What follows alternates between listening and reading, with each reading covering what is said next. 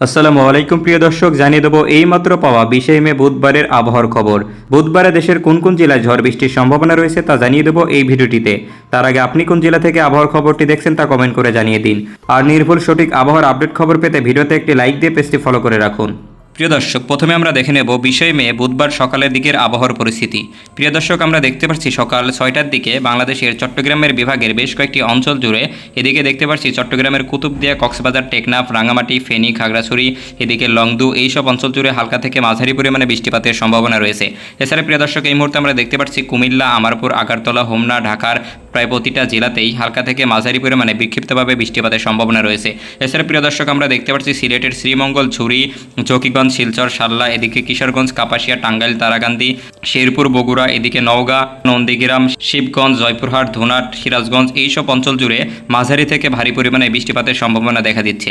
এছাড়া প্রিয় দর্শক, এই মুহূর্তে আমরা দেখতে পাচ্ছি রাজশাহী, এদিকে রংপুর, এদিকে বরিশাল বিভাগের আকাশ একদম পরিষ্কার রয়েছে, তেমন কোথাও ঝড় বৃষ্টির সম্ভাবনা দেখা যাচ্ছে না।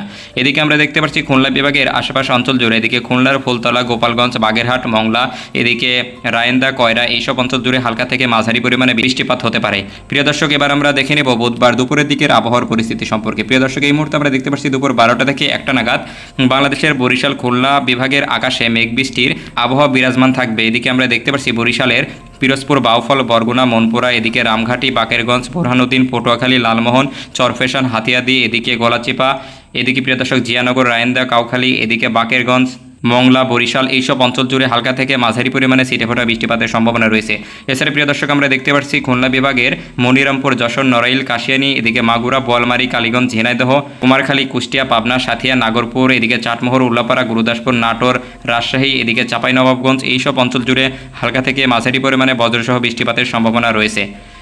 এছাড়া প্রিয় দর্শক, এই মুহূর্তে আমরা দেখতে পাচ্ছি রংপুর, ময়মনসিংহ, সিলেট বিভাগের আকাশও মেঘ বৃষ্টির সম্ভাবনা রয়েছে।